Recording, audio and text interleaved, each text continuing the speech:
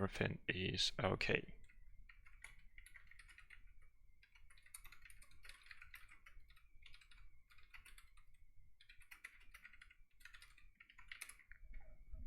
Okay, so today we are starting in the morning. Hopefully this will help us cover more time zones than we covered the last time. Well, not necessarily more time zones, but different time zones. Okay, so please ask questions in YouTube, and I've collected a couple of questions from the previous stream which I haven't answered. I guess the kind of like big topic of discussion for today would be the currently discussed RFC with pull request number 2912, which is about making Rustanizer, or like not necessarily making Rustanizer, but trying to make Rustanizer the official Rust language server for Rust, figuring out if this is at all feasible and what are the major blockers, and trying things out and seeing how it goes. And that ties to actually the zeroth question for today. What is the roadmap for Rustanizer? Yeah, I see a couple of people already joined the stream, so seems like this early time works at least for someone. Perfect. So what is the roadmap for Rustanizer? Yeah, in general, I don't really believe in like roadmaps which clearly say we do this and then we do that and then we do that. It seems to me that it generally is kind of like better to keep a general idea in mind and then try to do some local steps towards that idea. And when I say that this is my experience works better, what I mean is that every time I try to draw some kind of a roadmap, usually it turns out that like half of the roadmap was not done, and instead we did like another half of the roadmap which was not on the roadmap. So kind of complicated. I would say that the kind of like the most important goal here, well, actually like two important goals. The first one is providing IDE experience for Rust, and this goal is not inherently tied to any specific implementation. Like it might be providing IDE experience via RLS or via Rustanizer or via something else. I don't care much about like the specific details. I just want the Rustanizer to the Rust language to have IDE experience, which we all deserve. And the second big goal there is to try not to duplicate resources.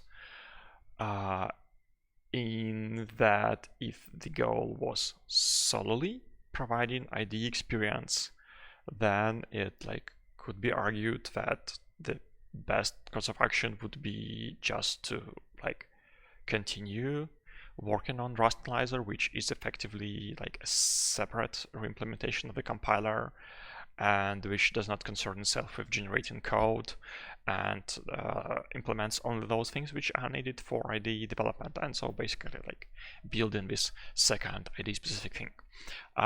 This is generally kind of interesting approach, and if we had infinite resources, I would say it might be an interesting idea to basically have two different compilers, the IDE compiler and the production compiler, or if we say --dev compiler and --release compiler, where --dev compiler would not actually produce any executable code, but would only be concerned with type checking, completion, and giving very helpful error messages, and where --release compiler would only produce executable code, which would be a kind of maximally simple thing, which is even possible, which would stop on the first error, like the old Turbo Pascal,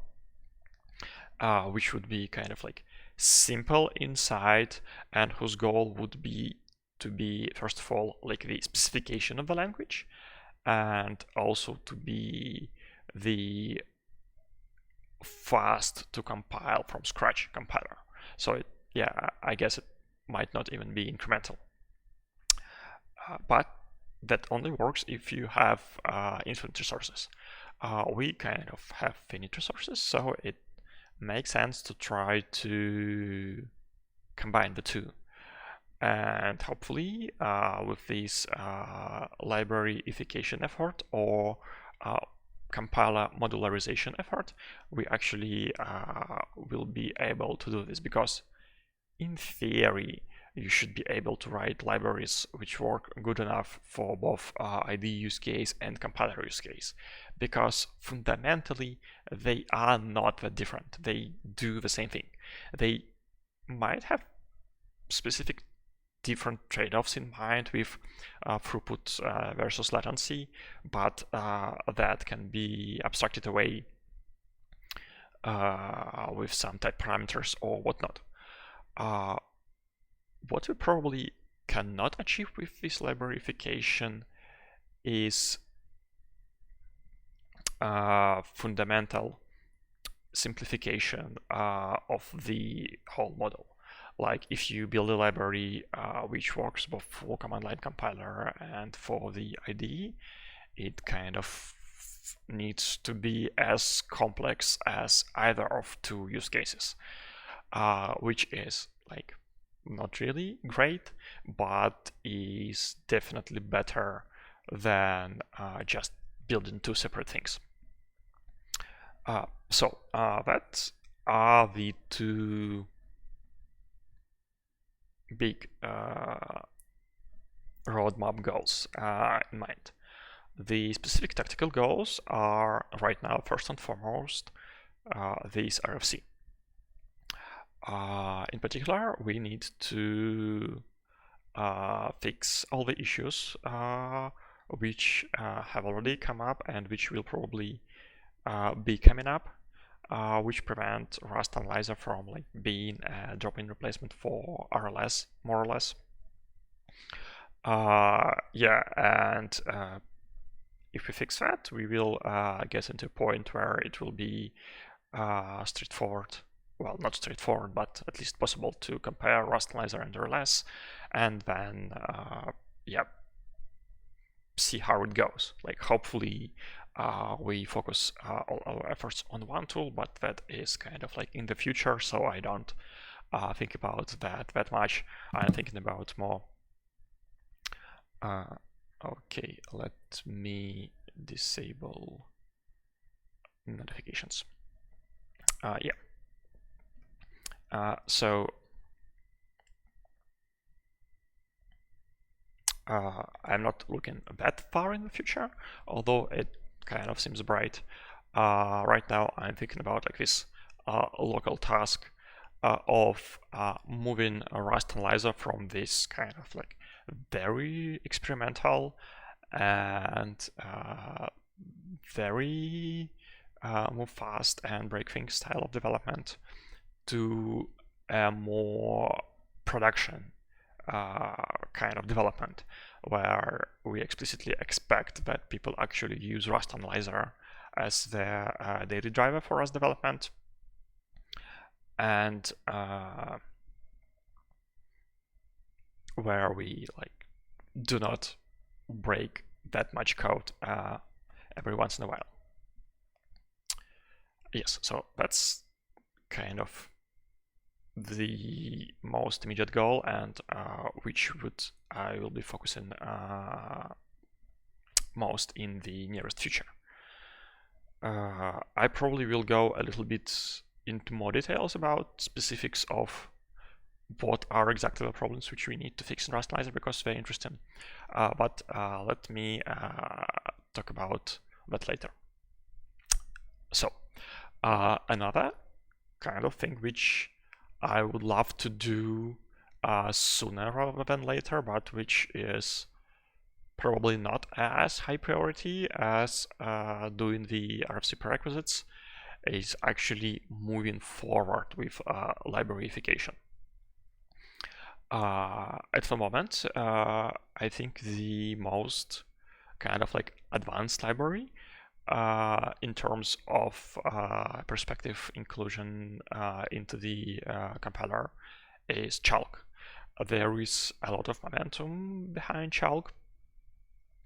It actually got a different solver implemented recently, which improved type inference within Rustanizer a bunch. So this effort is moving forward. I'm really excited about that. And I also do not directly participate there, except that like reports on bugs when Chalk does not work great inside Rustanizer. The interesting bit about Chalk is that it actually kind of like right in the middle of the compiler frontend, in that to be able to formulate any kind of like sane Chalk query, you need to parse the code, you need to macro expand the code, you need to resolve the names to understand what traits are actually in there. And despite this like being in the middle of the compiler, we already can libraryify it, because on the Rossi side, these front-end bits of a front-end are already implemented, and on the Rustenizer side, they are kind of implemented, in a sense that we have some implementation which works good enough in the 80% of the cases, so we are able to provide useful completions in practice, but by no means the implementation in Rustenizer is finished or complete. And that is one of the interesting parts about Rustenizer approach, is that we can start a libraryification effort from more or less arbitrary points in the compiler, and extracting a trait system into a library is a particularly attractive point, because it has a somewhat well-defined interface, unlike, for example, name resolution and macro expansion. And there is also a bunch of language work, which is blocked on having an easier to work with trait system, specifically generalized associated types. And so because Rustenizer has its parser and has its macro expander, we can already experiment with extracting trait checker. Experiment that it actually works in this incremental ID use cases where like the code changes, and where you cannot just like build a global index of all this stuff and make it static and be done with it. If we were to kind of like incrementally evolve Rust code base to ID state, we wouldn't be able to do this work well. We would be able to extract the trait library, but we wouldn't be able to test it into in a real ID scenario where like users create new traits by just typing them out, because all the preceding bits won't be extracted. In a sense, if you want to turn a compiler into an ID, you have to do a modularization from the ground up. You need to start with Elixir and then go with the parser and then go with name resolution and macro expansion, and only then you get to type check-in and trait check-in. That said, we absolutely do want to make Rust-C an IDE, and we do want to eventually, and so we eventually would have to do this from the bottom-up librarification effort. And that is this second thing which I'm trying to tell you about, which is kind of like the thing which is on the roadmap and in theory could be done right now if there were like more people with time to actually pursue this. And this task is extracting the parser. So parser is kind of interesting component in the compiler and in IDE, in that it is comparatively simple if you compare it with, say, type checker, in that parsing is like really flat. Like, it's not complicated to parse code in any language. It's just a lot of work to handle each and every grammar production. So it's not complicated, but it actually is quite big, because the Rust language is big and there are all kind of nice syntactic sugars everywhere. So the amount of code in question is significant. And parser also is one of the core components of the IDE, in a sense that if you want to reuse, if you want to have a type checker for IDEs and type checker for command line compilers work the same, because they are like function local and you don't really need these specific on-demand bits, because they just flow out naturally by virtue of type checking being local to a function. In a type checker, you also need to put special effort into making it resilient to errors, because, well, if you have a type error, you just produce a special type, which is an error type, and you're done with it. In contrast,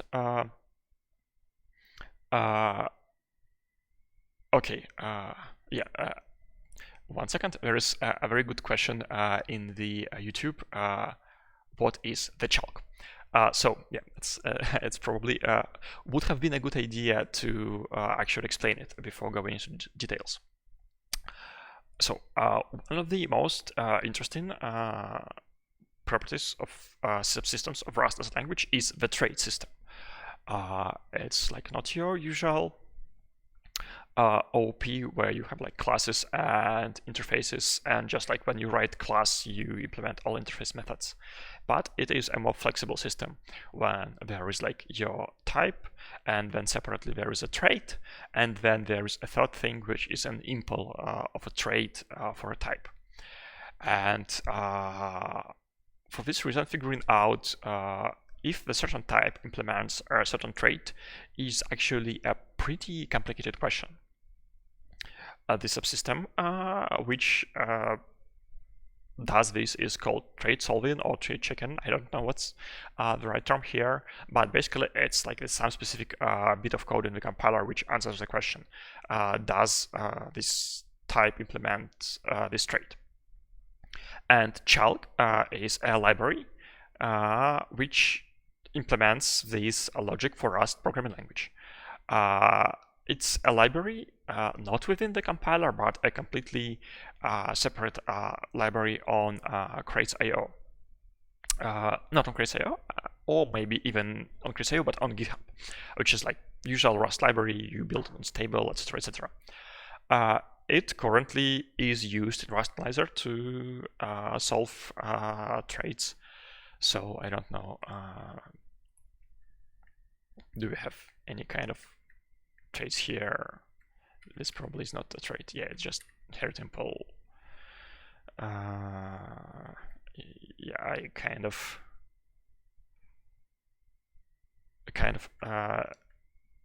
hate doing generic types, but so it's hard to find the Rose case. But for example, here we call a function from JSON, and it takes a t, which needs to implement a trait, and it returns something. So what chalk does here is that it makes sure that this LSP type initialize params actually implements this deserialize owned trait. This case is probably not really interesting because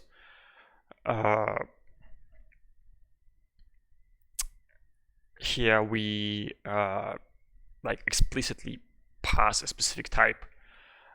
More interesting case happens with method dispatch. Do we have any kind of generic methods? Oh, yeah, right, right here, this collect method call.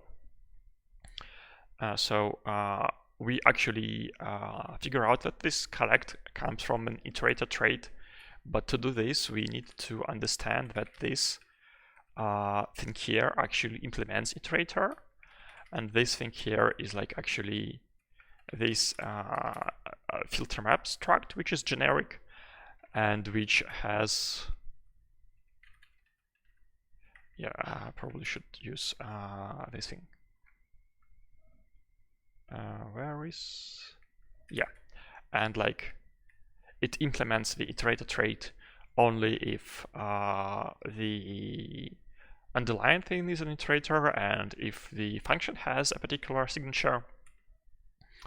And so chalk is this bit of code which looks at this filter map call, understands that it returns a filter map struct of a particular shape, and understands that this filter map actually implements iterator and allows us to then resolve this collect call as a method of this iterator trait.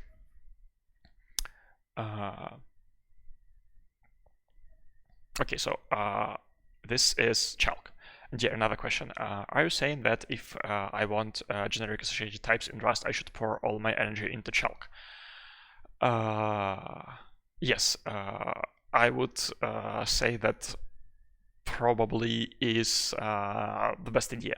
Well, first of all, I should say that I'm not the best person to ask this because I am not really, I don't really have a deep understanding of all these type system issues, and this is actually one of the most exciting bits about Rust modularization effort, in that like we use chalk in Rustanizer, and I kind of know a thing or two about Rustanizer, but I don't know about chalk a lot, and I don't even like have to know because it is kind of like a separate library, and we just call into that, and it does its stuff, and yeah, abstraction boundaries are great. So I think there are two possible ways to get guts in Rust, from what I've heard. One way is that we kind of like make chalk production ready, switch Rust C to use chalk, and then we implement guts in chalk, which presumably is easy because chalk is kind of nice code base to work with. Alternative way is that we bolt generic associated types onto existing trait solver, which is not as pleasant to work with chalk. I think both of these scenarios are considered, and I'm not sure what is the right one, but it seems like starting with chalk is at least long-term a more appropriate avenue here. Okay, question from the audience. Let me paste it in here so that we can see it. So if I have some type T, will chalk allow me to check if boxd sometimes implements some type string? I would say yeah, and it's like some type is actually a trait, and this is important. Yeah, exactly. That's what Chalk does, and yeah, I'm not sure if Dean traits are actually working, but let's try this out. Let's say we have iter, which is std iter once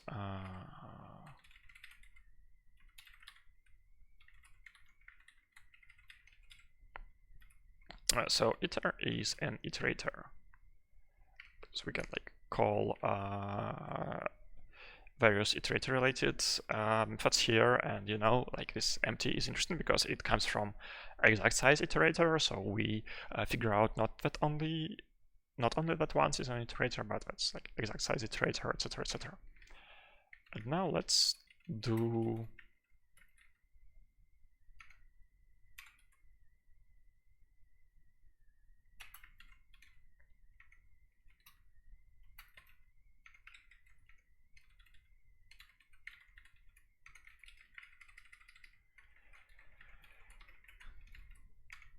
okay. Do we now understand that this is an iterator? Yeah, actually, yes, we figure out that there is an impl of iterator for box iterators, and yeah, it would be really cool if actually there was some kind of like visualize in IDE why exactly does this work. Like if we go right now to the definition of the map, we only get to the definition of the map in the iterator trait.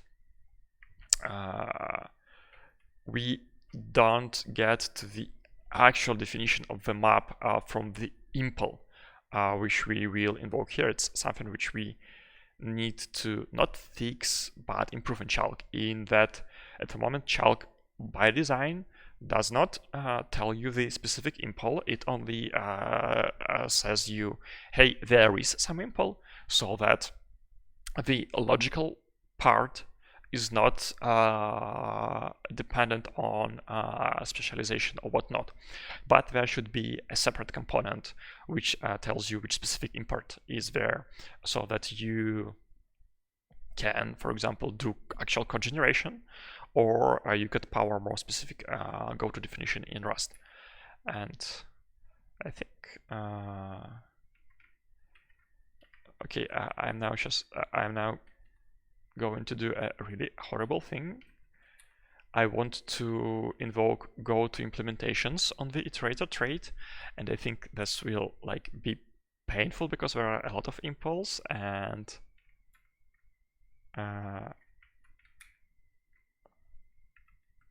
what's the shortcut? Oh, wow. I actually expected this to take a while, but it was instantaneous, which is kind of interesting.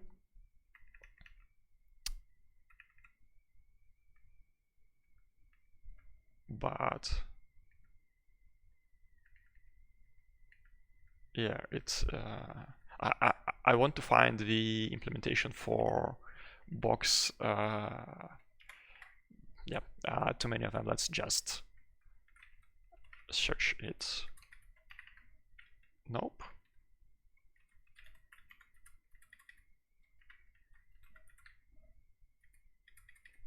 Interesting. Yeah, and sadly, this code, like, this is the code from standard library, but this code does not allow you to see the directory structure of standard library. So it's painful to navigate. Okay, I don't see where the impl for the Dean iterator is, but it should be somewhere in the standard library, and that is the impl which makes this code type checked.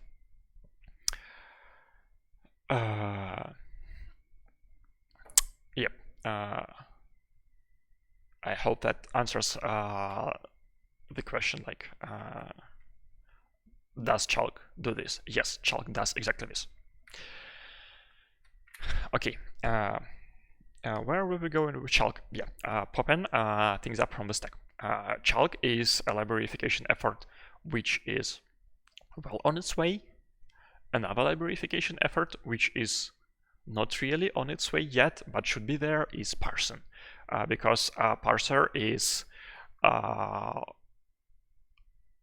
the first thing which you need to libraryify to merge compiler and IDE, and also parser is the bit of code where traditional compiler and the IDE compiler differ most, because yeah, in the compiler, in the IDE, like, it's not even the parser itself, it's more that the syntax tree is different. Because in traditional compiler you usually produced some kind of an abstract syntax tree which tries to desugar something or erase specific details about the code, while in the IDE compiler you need a concrete syntax tree which contains a white space, comments, and all that sort of stuff. So that's really kind of hard and important bit of functionality to extract, and we had a lot of experimentation in this area. First of all, Rustanizer has its own parser, which is kind of production ready, given that users actually use it in production, and which works in this IDE style, with good error recovery, with concrete syntax trees, with horrible error messages, but which is separate from Rossi parser. We also have had a couple of meetings about how would we go about merging Rossi parser and Rustanizer parser, and there are generally two possible approaches. One approach is that we make a parser which produces a concrete syntax tree, and then this is like what is the tree in Rustanizer, and then we add a lowering step which transforms it into an IST as in Rossi, and then the rest of Rossi just works.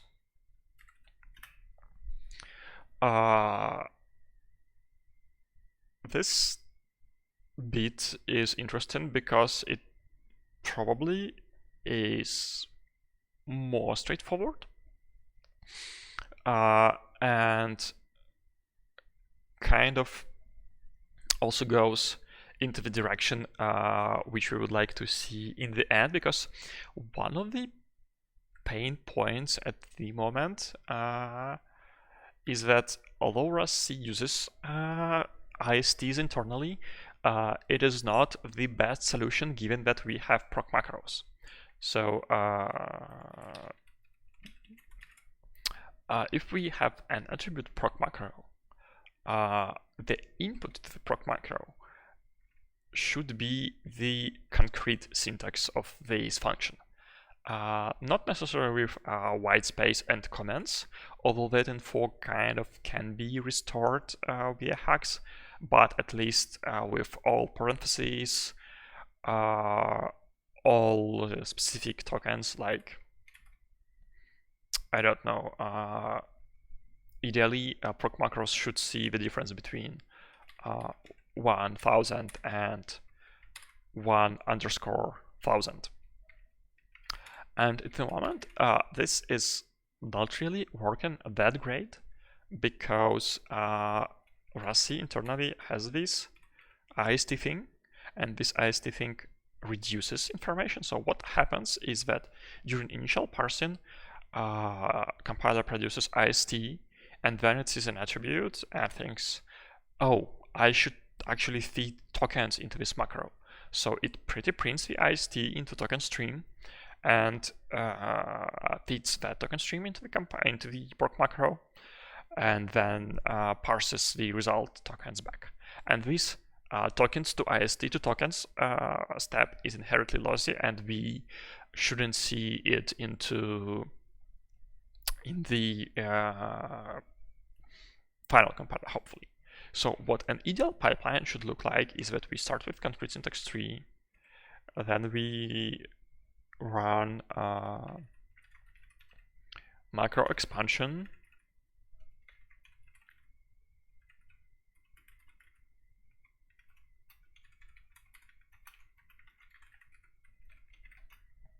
and name resolution on this concrete syntax tree and not abstract syntax tree like we do it right now. And then we lower to HAR, which is high level intermediate representation, and then to MAR, which is medium level intermediate representation. So kind of we don't really need an IST here, and IST is actually harmful in that it makes proc macros painful. So yeah, kind of this picture is plausible. The problem with this picture is that this means that we need to agree on the API of the concrete syntax tree, because it would be shared between Rustenizer and Rossi, and that is kind of difficult because like when you want to share something between two components, sharing algorithms is pretty easy, but sharing data structures is hard because the design of data structure is very difficult to change later. So we would need to actually like design concrete syntax tree right. We won't be able to flexibly experiment with it, and that is probably less optimal because in Rustanizer we actually have rewritten our syntax trees, I don't know, 4 or 5 times already, and there is another rewrite in the works right now. So it's not like we are completely sure how the ideal concrete syntax tree should look like. The second problem with this approach is that it kind of like less performant. Well, not kind of, probably quite a bunch less performant because we have both concrete syntax tree and IST. If we get rid of an IST, it will be fast. And today we don't have concrete syntax tree, which is also kind of fast. But if we like have both IST and concrete syntax tree, then we are doing more work, and that probably is not that great. The specifically nice bit about this approach is that it actually was tried in practice. Let me try to find that pull request.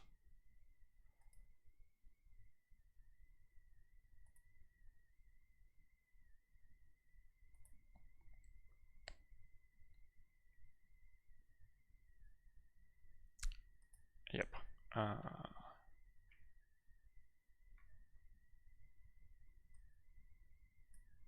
This one. Nope, you stay here. So this is kind of like one of the most awesome pull requests I've ever seen in my life. It just re-rails Rossi on top of Rustanizer's concrete syntax tree. And it does it by, where's like the main thing? Yeah, by just literally lowering every bit of concrete syntax to, yeah, that's probably an interesting bit. So it takes the concrete syntax tree for module item from Rustanizer, and it lowers it to Rossi IST item, and then it does this for 3k lines for every bit of syntax, and this actually works. It cannot compile Rustanizer because Rustanizer currently supports only, well, not only but mostly Rust 2018 syntax. So, and some dependencies of Rustanizer use 2015 syntax, so Rustanizer does not work, but it is definitely capable of compiling pretty complicated crates with dependencies and whatnot.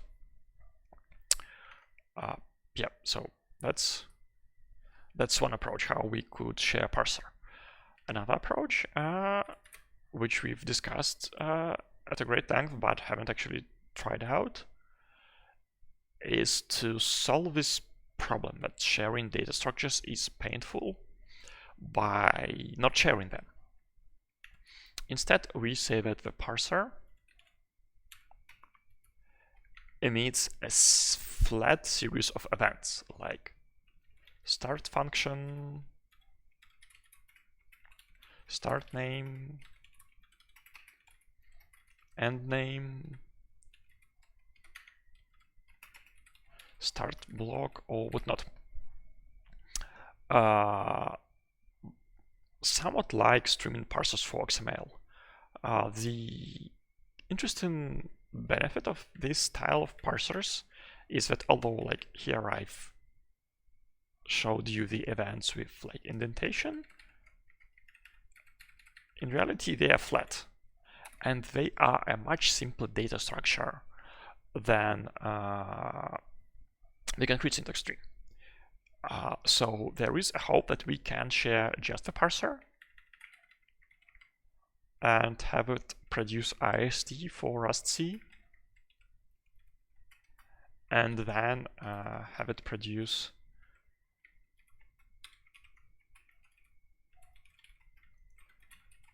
concrete syntax tree for Rustanizer, and also internally, no, let me leave it here, and also internally be more flexible, because if the parser does not know anything about IST, it actually is much easier to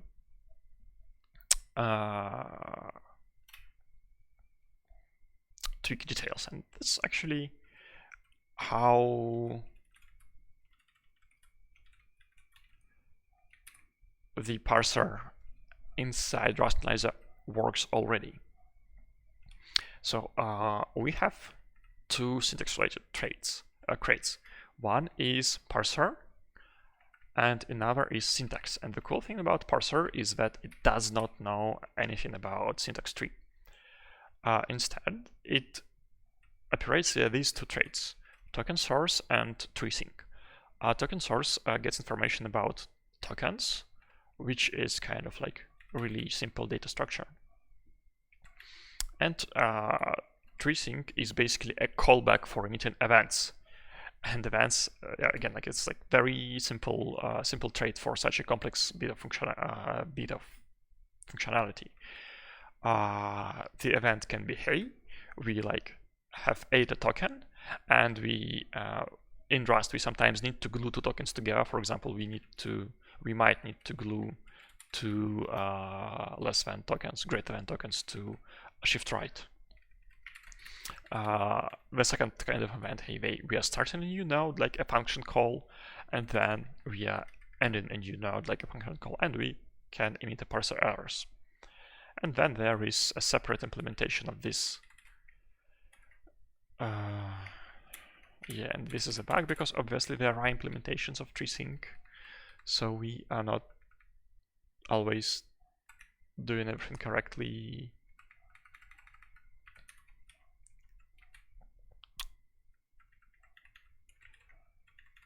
But yeah, there is like this tree sync implementation which builds concrete syntax tree on top of these events. The catch here is that it's much easier to bridge events to the concrete syntax tree than to bridge them to abstract syntax tree. So while the separation in Rustanizer looks like really, really great, and it helps a lot in practice with this problem of evolving syntax trees, it should not be taken as an evidence that this is exactly what we should do in Rossi, because the situation in Rossi is more complicated. We have an abstract syntax tree, and bridging then with events is kind of an open problem. I still think that like one just needs to write a code to do that, but yeah, writing code needs time and effort, and one day, hopefully soon, we will get to it. That was a very, very long answer to the question about roadmap. So, two big goals: perfect IDE experience, one code base, two tactical near-term goals. Making it possible to replace RLS with Rustanizer, and libraryifying the parser. Okay, if it takes me so long to answer the questions, I'm worrying that I won't be able to finish. Not because the time is bounded, but because questions are coming faster than I can answer them with this speed.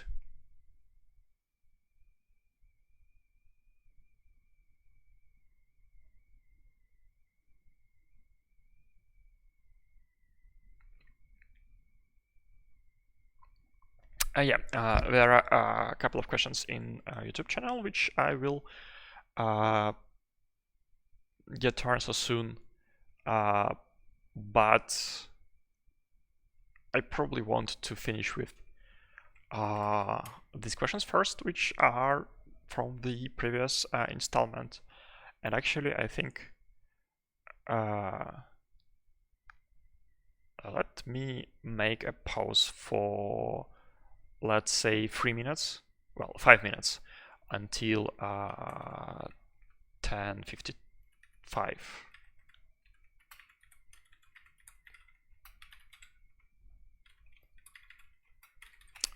And then I will continue answering the questions, and while I make myself some tea.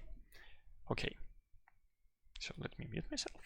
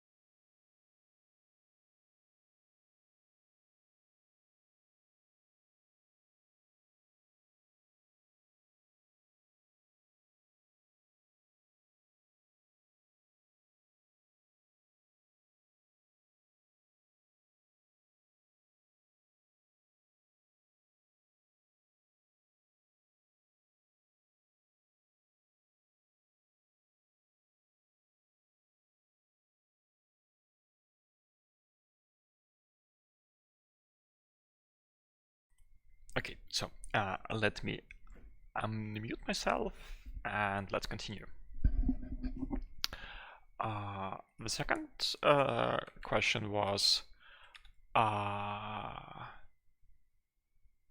strongly does Rustanizer depend on Khargar and Rossi as a specific compiler?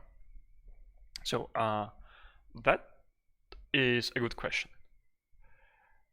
In general, we don't depend on the compiler in that we do not build code. We are not a build system. So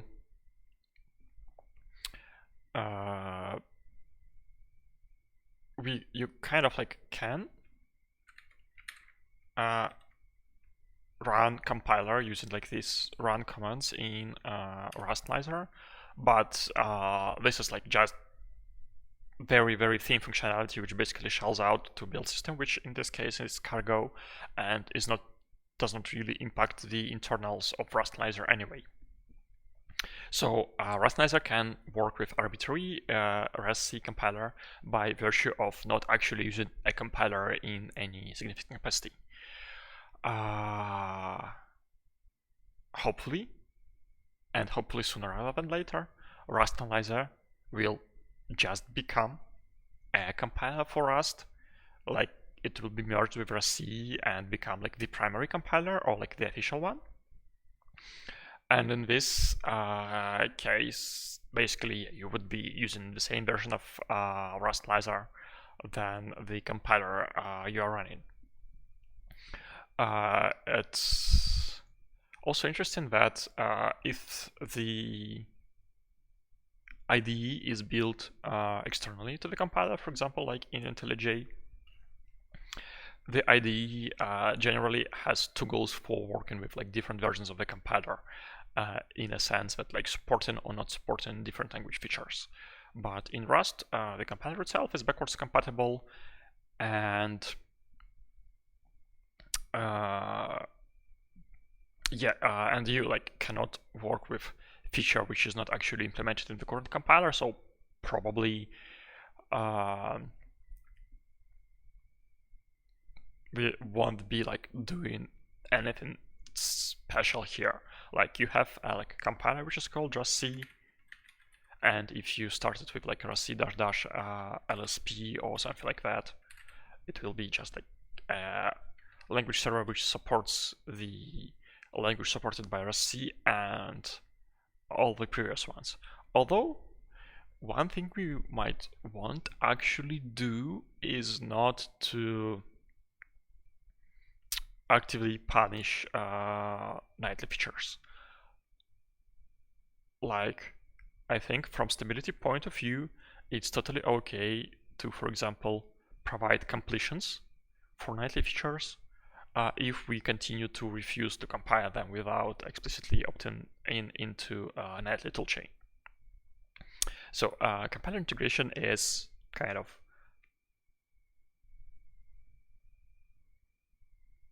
like either it is like not really important because we don't use the compiler, or like we are the compiler, so we using the compiler which is we are. The cargo integration is an interesting question. This is one of those fundamental differences between RLS and Rustanizer, in that RLS works by literally linking to cargo. So to build code, to learn about dependencies, a Rustanizer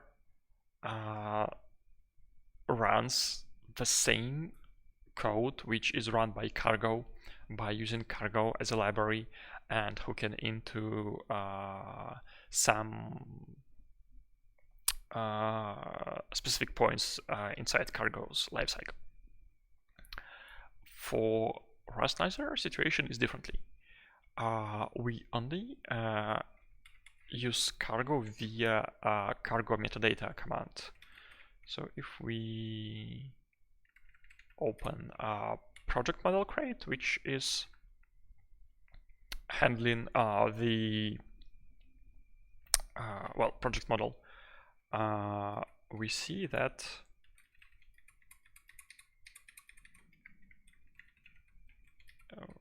where is project discovery code?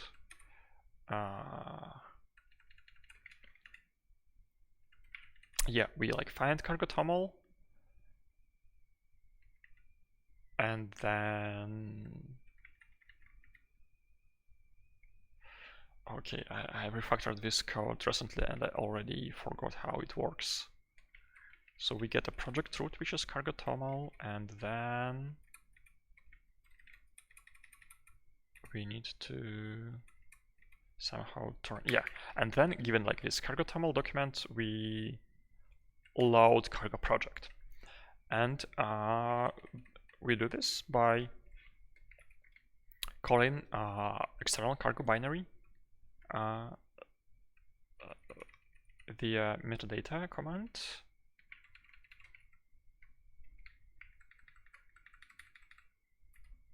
Yeah, so this literally shells into cargo internally, getting some JSON out of cargo, and then we don't really use this JSON as is, but rather we lower this to a more abstract representation. So this cargo workspace contains cargo specific information about package, but then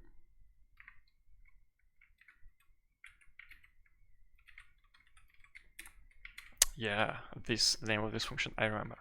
But then we lower this cargo information to our internal project model, which is not in any way dependent on cargo. And this is like, yeah, not the shortest function you've seen, not even the shortest much arm you've seen. What we have in the end is this crate graph data structure, which is a graph of crates where each crate contains crate root, CFG options, and environment. This is for env macro. And it contains a list of dependencies, where dependencies is just the name of dependency as it would appear in extern crate declaration, and the ID of the crate. A point of note is that crate data does not contain the name of a crate. The name of a crate only exists in dependency, and so in theory you can depend on the same crate under different names in different crates. Yes, which is a nice property of the Rust language because it protects you from global name conflicts when you have like version 1 and version 2 of the libraries and they have a symbol in common. So this doesn't happen in Rust because crates are anonymous. Anyway, so we use cargo, but we treat like the data cargo gives us only as data to produce this internal data structure, which does not contain anything cargo specific. And if you are reading the code, you see that there are actually like 2 branches in this match. And the second branch is project workspace JSON. What is this thing? So we actually have a simplified, well, not simplified, it's like as full-featured as cargo, but alternative way to describe project structure. One is by invoking cargo metadata command, and another is by reading Rust project JSON file, which contains roughly the same information as the crate graph, but in JSON. And this already is used to integrate Rustanizer with projects which are not built on cargo. If we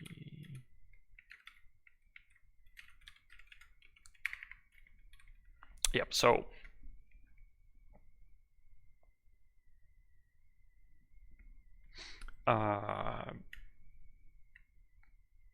you can feed Rustanizer with JSON, which looks like this.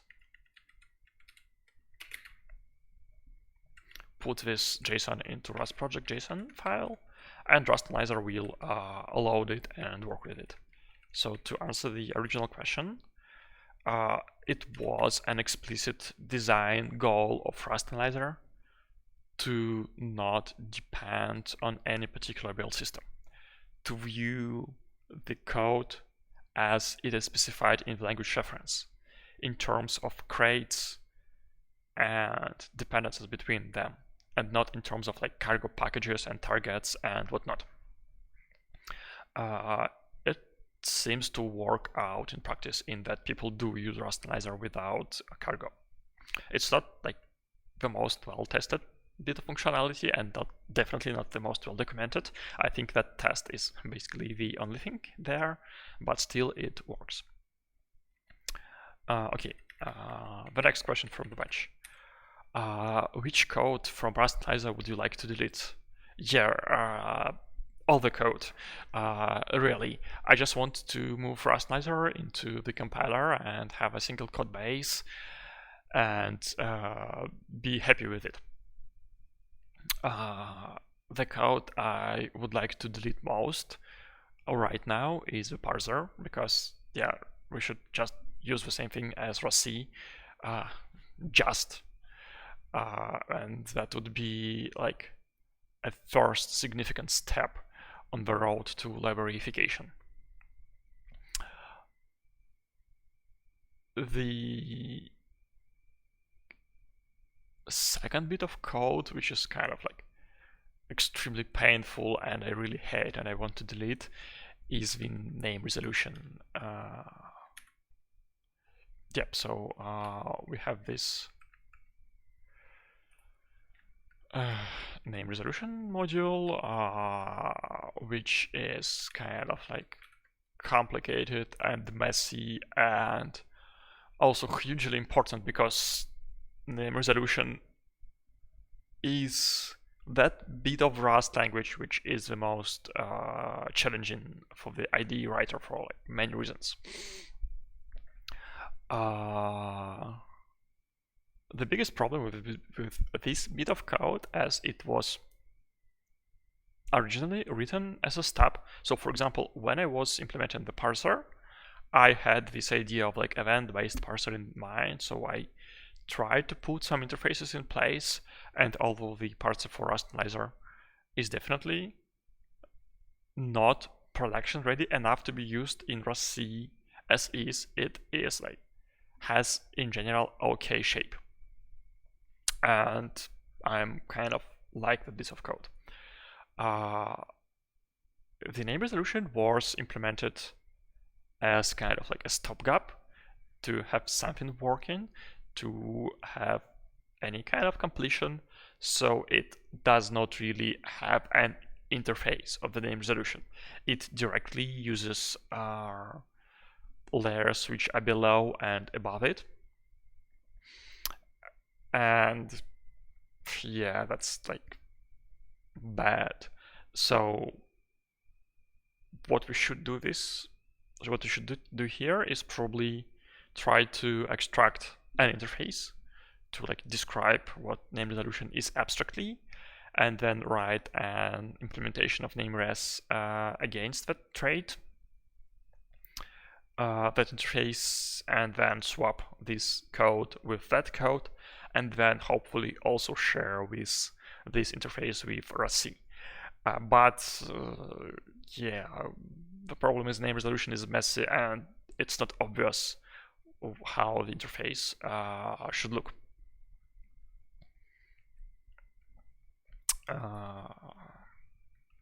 Are there any particular bits of code I would like to delete? Oh, yeah, yep, there is another one, really painful. This is virtual file system. So, big difference between compiler and Rustanizer is that, well, user types code, like new code, even if it's just a comment. And we need to take account of this, take this new code into account. So that means that we kind of like files change over time. In Rustenizer, that means that we have a virtual file system which is a consistent snapshot of a file system state. So we don't directly use file system because file system has this very, very annoying property that if you like read the text of file and then you read the text 5 minutes later, you can get the different text, and that breaks all kinds of incremental assumptions inside Rustenizer. So in virtual file system, we provide a view which gives us consistent snapshots of a file system. So if you read a file out of virtual file system, it will remain exactly the same, even if it is changed on disk, until you explicitly and transactionally apply the batch of pattern changes to virtual file system. The problem here is that it's kind of a rather crucial bit of functionality in Rustenizer, and it is important to get the abstractions here right, but unfortunately I'm not too happy with current abstractions.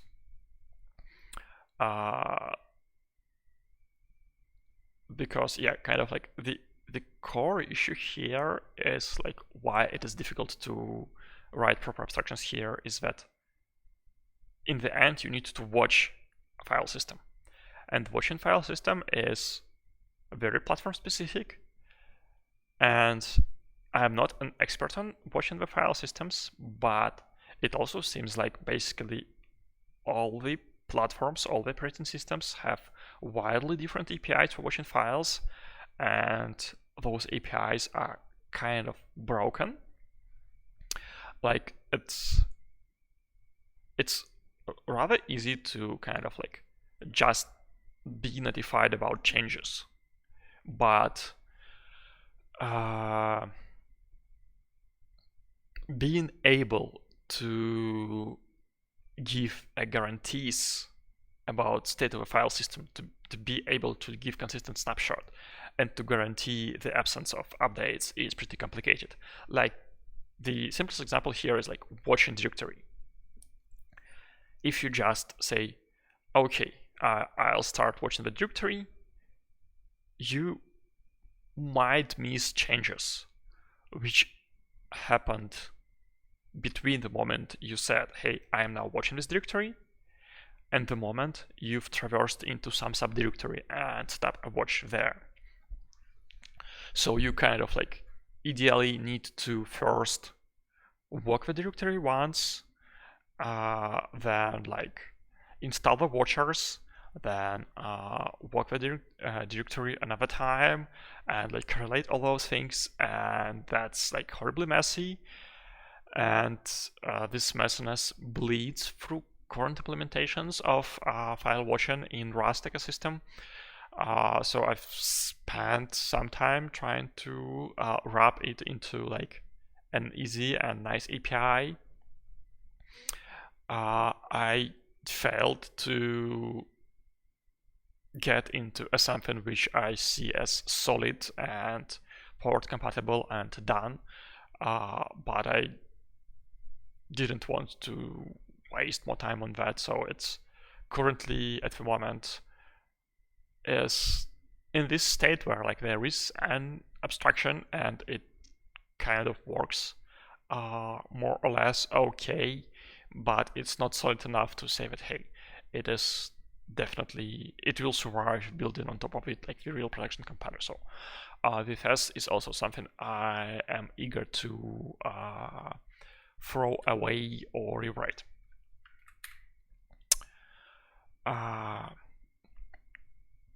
Okay, so the last question from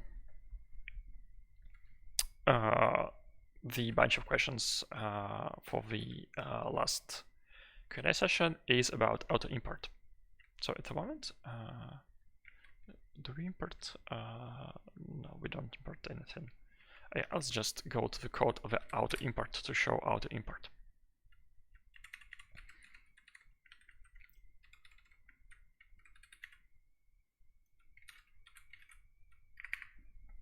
Yeah, so at the moment, to do the auto import, you first have to completely and correctly type the name of the thing you want to import, and then press collection button, which is, I think, Control plus dot by default, and then you like add auto import and it's added at the beginning of the file.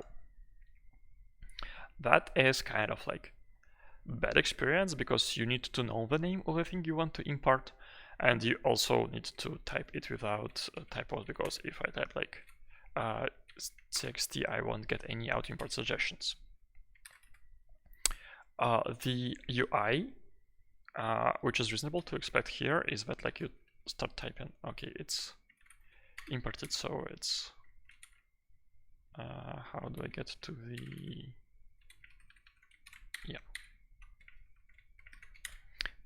the user interface we want here is that like you start typing assist.txt and you see the completion, and when you select the completion, you get the auto import inserted. There is no big reason why we don't have this way. We kind of have all the infrastructure in place for this. We just haven't really implemented this yet.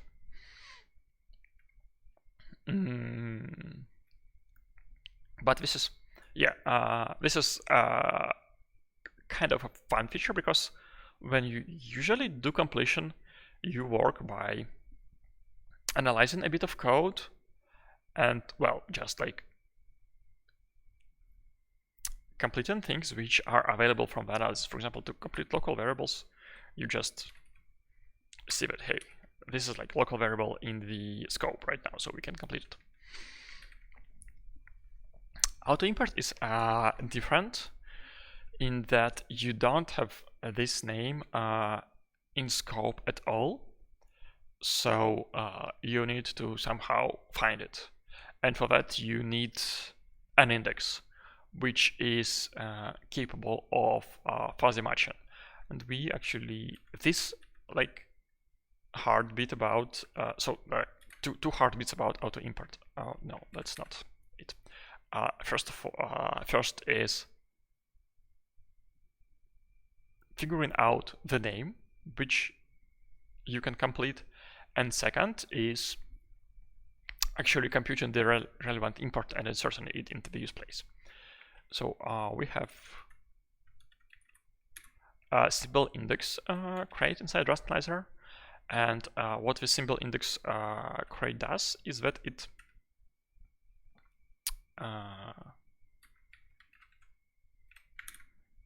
creates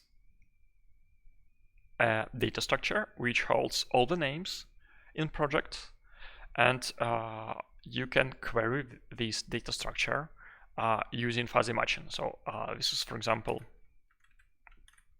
what powers this go-to symbol functionality. Here, if we type s.txt, we get assist.txt as a suggestion.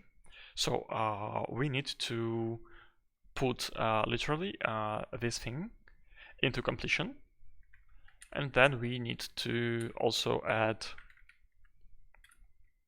this existing auto import functionality, which works if the name is fully there. I think there might be some performance implications there, because I've seen that our auto import functionality is kind of slowish at times, but I don't think there are like any kind of like fundamental slowness problem there that just need to be fixed.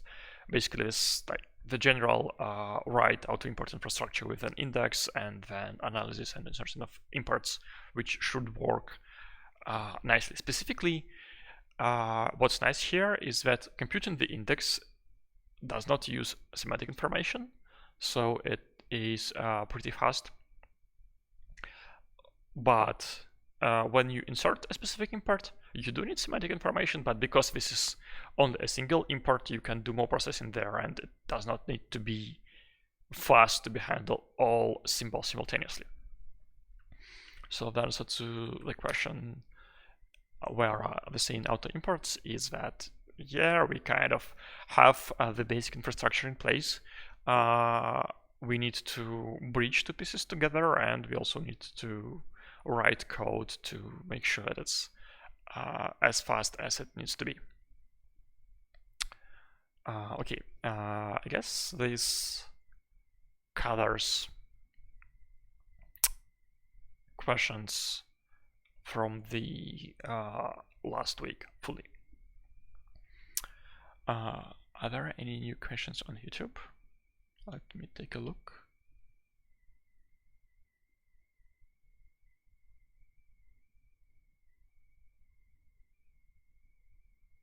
Oh, yeah, a bunch of questions.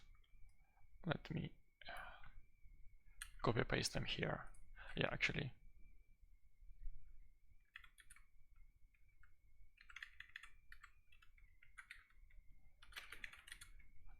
I hope my font is big enough for the questions to be readable. Oh, my favorite question. Can Rustanizer replace Intellij?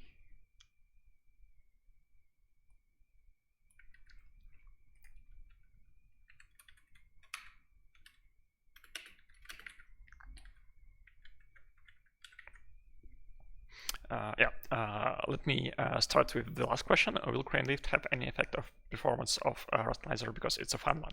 So the short answer is like absolutely not, because crane lift does code generation and Rustanizer does not do any kind of code generation. And in general, my another kind of like big lodestar plan here is to really make sure that Rust compiler is split between front-end analysis and code generation, where front-end is everything, which tells you if your program is correct or not, and backend is everything, which is related to optimization, code generation, and whatever.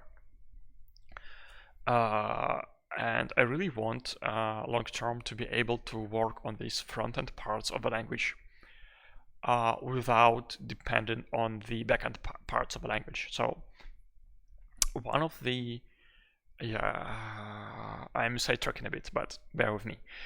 One of the problems with Rossi architecture as I see it today is that all the tests are super integrated, and you kind of, to test anything, you need to build the whole compiler pipeline. And this is painful if you work on something near the beginning of the compiler pipeline, because you change at the beginning, but then you have to recompile or at least relink the rest of the pipeline. With Rustenizer, there's like many aspects why it is like faster to compile than Rossi. Like the main one is that it's like 10 times smaller. But one kind of like long-term architectural difference is that we don't have these backend parts at all. So all the logic, all the check-in can be checked and tested by compiling just those front-end parts. And this is kind of like the separation which I want to fall out of libraryification effort. In this sense, yeah, crane lift like does not have any relevance for Rustanizer project. However, with a very lazy and on-demand architecture of Rustenizer, I see it possible to use crane lift in particular to implement kind of like extremely lazy compilation. So for example, if you are working on a single test, do we have tests here? Yeah, I think we should have some tests here. Yeah, some type chicken tests. And say you change something, and then like you want to run these tests. It would be really, really cool if we were able to compile just this test and just the code which this test depends on. With crane lift, well, I think it should also be possible with LLVM, but with crane lift it's probably even easier. I think there already were some attempts to do like lazy JIT compilation in crane lift. The hard part here is like not, I think, actually the code gen, but like just organizing the front-end bits such that you can only look at specific functions, etc., etc. Rustenizer started doing this, but there is a very, very long road until this is any kind of production ready. Yep. Another bit where crane lift hopefully will have a large effect on Rustenizer is build times of Rustenizer itself. Rustenizer is not that big, and it is not prohibitively slow to compile, and is actually like quite fast to compile in debug mode or in check mode. But for example, compiling in release, even if you have all dependencies precompiled, routinely takes 2 minutes or something like that, and that's kind of painful for me. So I hope that by having a faster code generator, we will be able to iterate on Rustanizer itself faster, which is important in the grand scheme of things. And that's probably another high-level roadmap of things I try to keep in mind. Like, how do we build libraryification efforts and Rustanizer in such a way that over the long term the compile time stays sane. That's like kind of a problem with compile time. It always starts very fast and it always slows down with each line of code you add. So it's very easy to like slowly boil yourself to the state where it takes ages to compile, and where even improving compile times is slow, because to improve compile times you like need to change something and you need to measure compile times, but measuring compile times take a lot because everything is so slow. Hopefully by properly splitting libraries and by making sure that each library is tested without integrating with all other libraries above it, we will be able to battle this. But of course, just having faster compiler, just having faster codegen will help a lot as well. So that's answered. There was some idea about proc macros and WASM. Is there any news about it? Not that I'm aware of. So the idea was, there was general idea, I think by Jeremy Fitzgerald, that we should sandbox proc macros into WASM, and to make WASM the primary or the only execution mode for proc macros, which I, as an IDE writer, endorse like with all my hands and all my, I don't know anything, but I don't think there were any concrete steps there. What happened though is that David Tolney, author of all the macros in the Rust ecosystem, wrote a cute project which is called What or What. I'm not sure how many T's are there, probably 2. So what this project does is that it compiles your proc macro to WASM.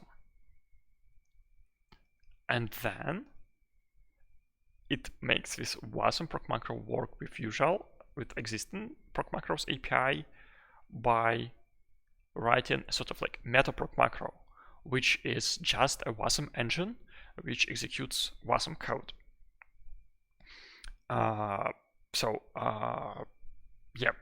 That thing exists. We kind of really need proc macro WASM for the long-term proper IDE support, because as I've told a little bit last time,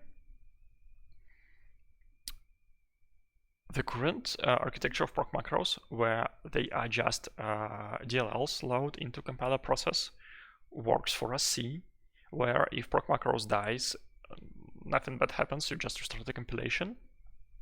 But would be a horrible fit for an IDE, where like if proc macros dies, your whole IDE dies, and because you always run proc macro on incomplete code, proc macro die quite a lot. And for example, or even worse, proc macro enters some kind of infinite loop, again on incomplete code, and then your whole IDE is frozen. So inside an IDE, we really need a way to control and budget proc macro execution, and WASM seems like the best possible approach there. At the moment, we load proc macros into external process and like kill a process if everything goes wrong, but that doesn't seem like a proper long-term solution here. So yeah, WASM proc macros, thumbs up, we should do this. But no immediate work is happening right now.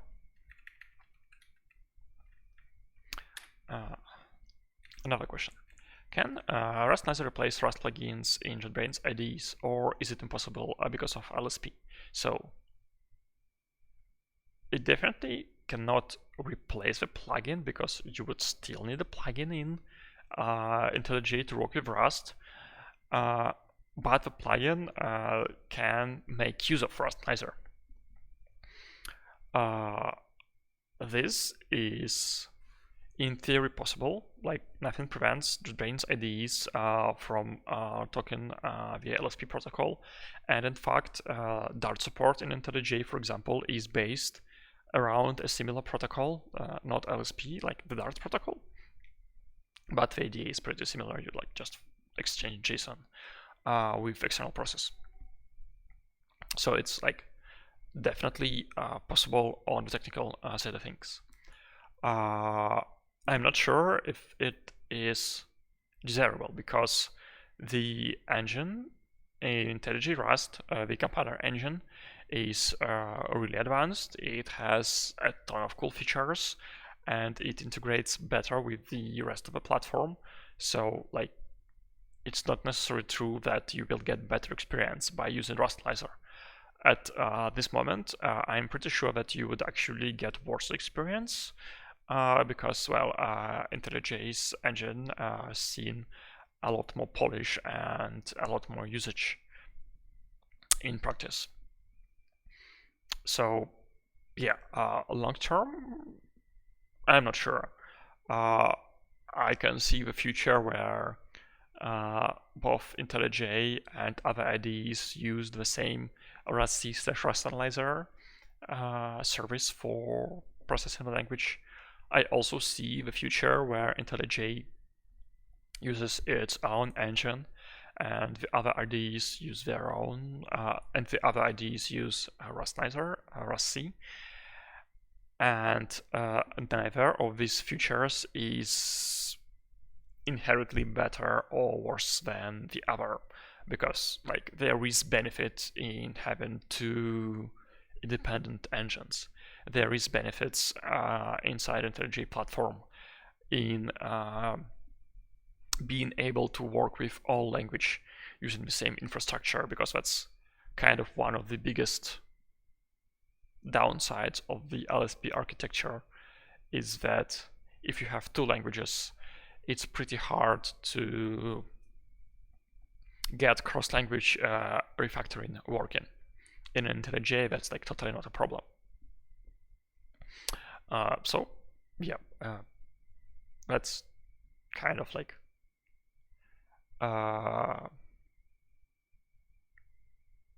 something which we will only learn when the future will be here. Okay.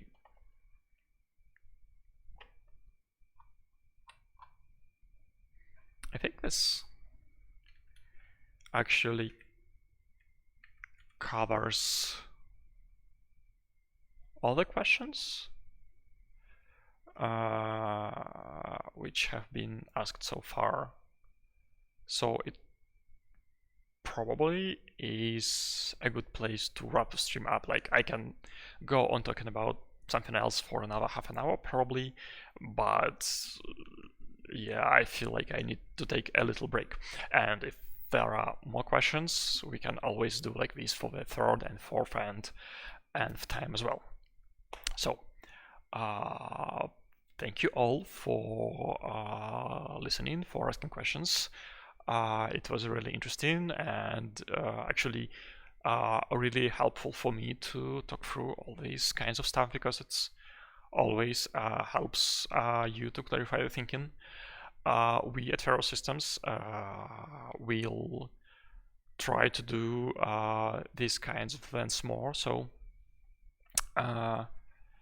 there is a Rust Experts website where you can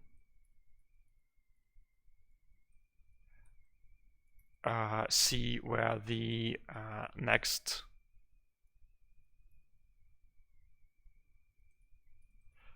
Q&A. Yes, I'm trying to talk and type at the same moment, which is probably a good idea. Which is probably a bad idea. Up to the point I'm consuming good and bad. Oh no.